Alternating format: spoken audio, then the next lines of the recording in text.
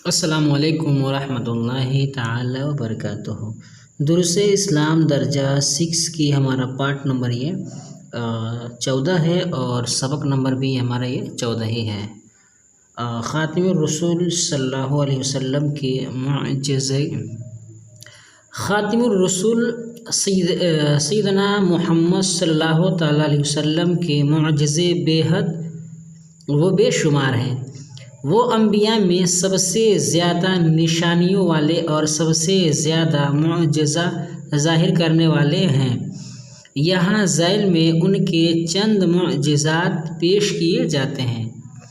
Number 1 पे है कि हज़रत अब्दुल्लाह बिन अतीक रदियल्लाहु ताला अन्हु की पिंडली टूट गई। पिंडली पैर के जो टखना होता है, जो वज़ू में धुलते हैं पैर, उसके ऊपर का जो हिस्सा है वो पिंडली है। तो रसूलुल्लाह सल्लल्लाहु ताला अलैहि वसल्लम ने उस पर अपना दस्ते रहमत यानी अपना हाथ मुबारक फेरा तो वो दुरुस्त हो गई। बुखारी शरीफ की हदीस है कि ऐसा हुआ था। तो हुजूर सल्लल्लाहु अलैहि वसल्लम ने अपना हाथ उस पर फेर दिया तो वो जो पिंडली है वो सही हो गई थी। ये मुअज्जिज़ा है।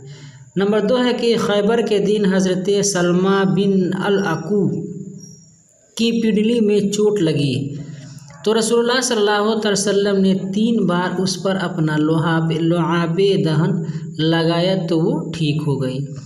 नंबर 3 है कि रसूलुल्लाह सल्लल्लाहु अलैहि वसल्लम और सहाबाए खंदक खोद रहे थे। उसी दौरान हज़रत जाबिर रज़ियल्लाहु ताला अन्हु आए और चुपके से कहा, या रसूल अल्लाह, हमने एक छोटा सा चौपाया ज़बह किया है और बीवी ने 1 साअ जौ का आटा गोदा है, तो आप अपने चंद सहाबा को लेकर तशरीफ़ लाएं। बस फिर हुजूर रसूलुल्लाह सल्लल्लाहु ताला अलैहि वसल्लम ने तमाम अहले खंदक को बुलाया। इस जो भी खंदक खोद रहे थे, गड्ढा वगैरह खोद रहे थे मदीने के चारों तरफ, जिनकी तादाद 1000 थी और उनको लेकर हज़रत जाबिर के घर तशरीफ़ लाए। आपने अपना लुआबे दहन गोदे हुए आटे और गोश्त के बर्तन में डाला और बरकत की दुआ फरमाई। तमाम सहाबा ने खाया, जबकि गोश्त का बर्तन पहले ही की तरह उबल रहा था और गोंदा हुआ आटा जिससे रोटियां बन रही थी पहले ही की तरह बाकी था। जैसे जितना का था उतने 1000 सहाबा खा लिए और जितना गोश्त और जितना रोटी वगैरह था वो उतना का उतना ही था। मुत्तफक अलैह। पाक सल्लल्लाहु अलैहि वसल्लम का सबसे बड़ा और बाकी रहने वाला मुअज्जिज़ा कुरान शरीफ है। दामत लदैना फफाकत कुल्ल मुअज्जिज़तिन मिनन नबिय्यीन इज़ जाअत वलम तदुम। ये अलिफ है, मानी लिखिए और याद कीजिए। ये अल्फाज हैं और इसके ये मानी लिखे हैं। खंदक एक गड्ढा है जो हुजूर सल्लल्लाहु अलैहि वसल्लम अपने ज़माने में बनाए थे चारों तरफ से। जैसे दुश्मन हमला करने के लिए आ रहे थे उस वक्त, तो चारों तरफ से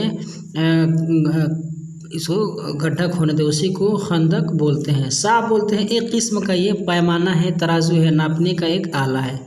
लुआबे दहन मुँह का पानी, जैसे लुआबे दहन जैसे जो मुँह में जो पानी होता है उसको हम लोग लुआब बोलते हैं। दहन माने मुँह होता है, मुँह का पानी यानी थूक वगैरह को भी बोलते हैं।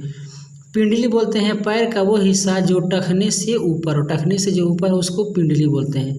चौपाया बोलते हैं ना, जैसे 4 पैर वाले जानवर को, और इससे मुराद बकरी यहाँ पर लिए हैं। हज़रत जाबिर ने एक छोटा सा बकरी ज़बह किया था और हुजूर सल्लल्लाहु अलैहि वसल्लम को दावत देने के लिए गए थे।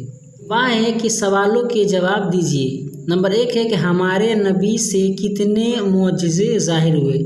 तो हमारे नबी से सबसे ज़्यादा, जितने भी नबी आए हैं सबसे ज़्यादा हमारे नबी से मुअज्जिज़े ज़ाहिर हुए।